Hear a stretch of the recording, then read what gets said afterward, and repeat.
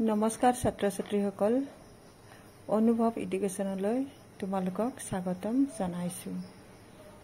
আজি বাণী অসমীয়া পাঠৰ ৬ষ্ঠ খণ্ডৰ ৭ নম্বৰ পাঠটি মুচুকুন্দৰ মুক্তিলাভ।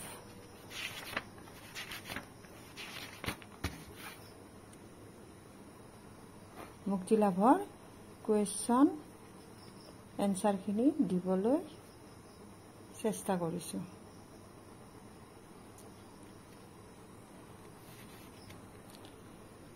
মুচুকুন্দৰ মুক্তিলাভ ভাগৱতৰ সাধুৰ পৰা লোৱা হৈছে। এইটো এতিয়া প্ৰশ্ন উত্তৰখিনি দিবলৈ চেষ্টা কৰিছোঁ।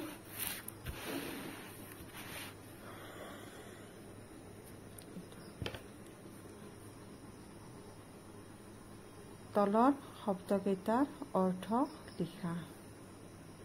মহাজ্ঞানী অন্তৰ্ধান চিৰদিন গুহা স্তুতি।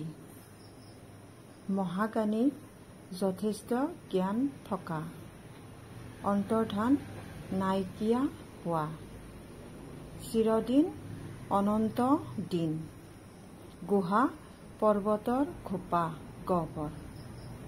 স্তুতি প্ৰাৰ্থনা বা মিনতি, যিকোনো এটা লিখিলে হ'ল।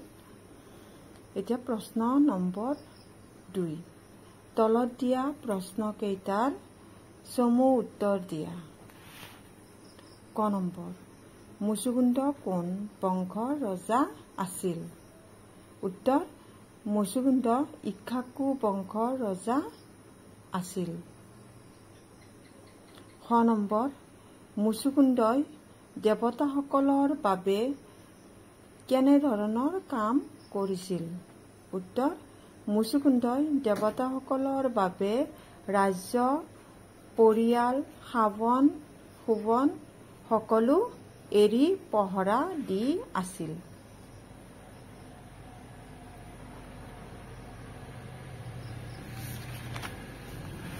এতিয়া গ নম্বৰটোৰ উত্তৰ দি আছো।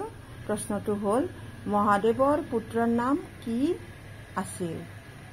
তেওঁ কাৰ সেনাপতি আছিল? উত্তৰ, মহাদেৱৰ পুত্ৰৰ নাম আছিল কাৰ্তিক। তেওঁ ইন্দ্ৰৰ সেনাপতি আছিল। ঘ নম্বৰ, দেৱতাসকলে মুচুকুন্দক কি বৰ দিছিল? উত্তৰ, দেৱতাসকলে মুচুকুন্দক মহা নিদ্ৰাসুখ ভোগ কৰিবলৈ বৰ দিছিল। ঙ নম্বৰ, মুচুকুন্দই দেৱতাসকলৰ পৰা কি বিচাৰিলে? উত্তৰ, মুচুকুন্দই দেৱতাসকলৰ পৰা তেওঁ যাতে চিৰদিন সুখেৰে শুই থাকিব পাৰে তাৰ ব্যৱস্থা কৰি দিবলৈ অনুৰোধ জনালে। ছ নম্বৰ, কালযৱন কিয় অত্যাচাৰী হৈ উঠিল? উত্তৰ, কালযৱন ঋষিৰ বৰ পাই অত্যাচাৰী হৈ উঠিল। প্ৰশ্ন নম্বৰ ৩, মহা নিদ্ৰাসুখ ভোগ কৰা এজন বীৰৰ কথা আমাৰ এখন মহাকাব্যত উল্লেখ আছে। তেওঁৰ নাম কি আছিল? তেওঁ কেনেকৈ শ্ৰীৰামচন্দ্ৰৰ সংস্পৰ্শলৈ আহিছিল?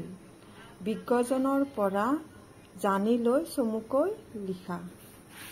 এইটো কোনোবা ডাঙৰক সুধি পেলাই লিখিব পাৰি।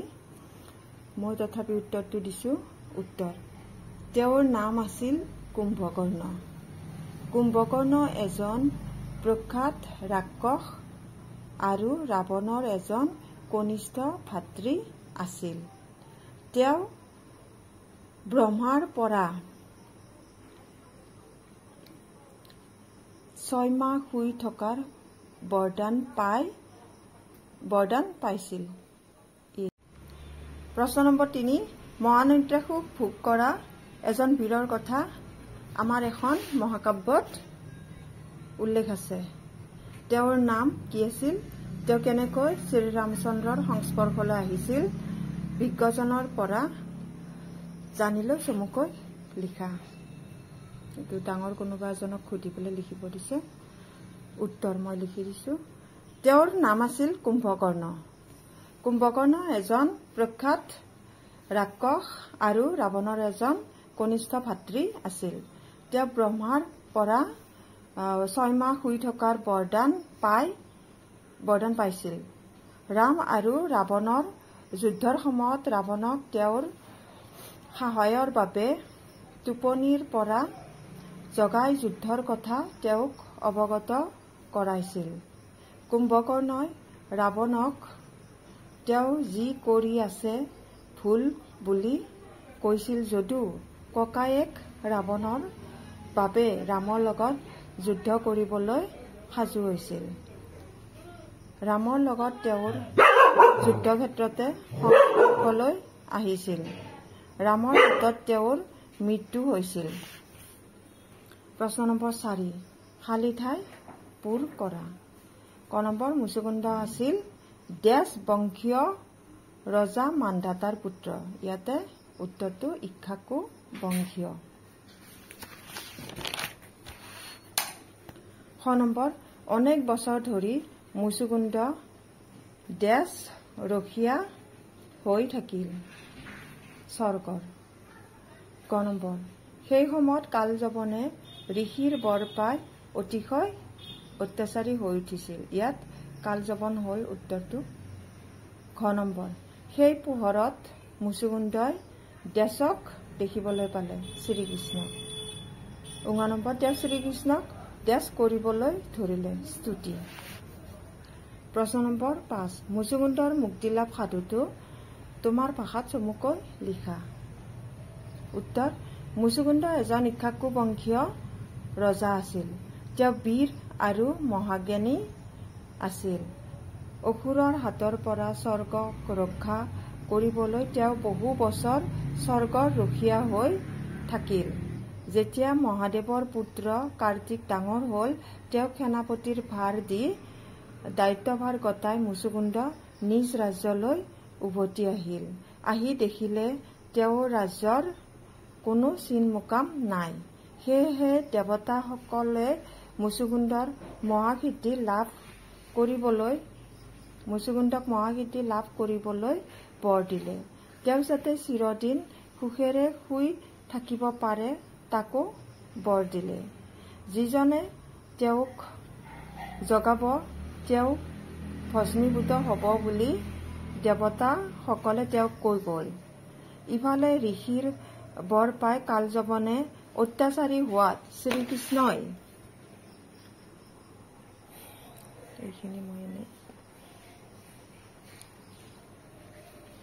শ্ৰীকৃষ্ণই বুদ্ধিৰে লৈ গৈ মুচুকুন্দৰ আগত পেলাই দিলে।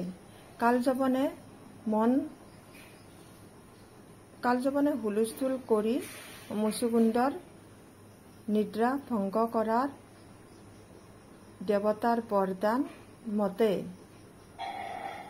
কালযবন ভস্মীভূত হ'ল।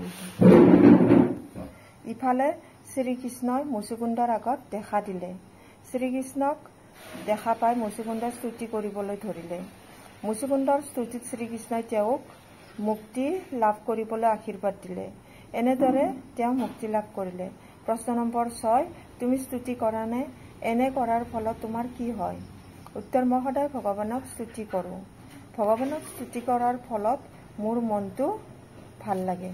ইয়াতে ত দিব লাগিব, এটা ত ৰৈ গৈছে এইখিনি।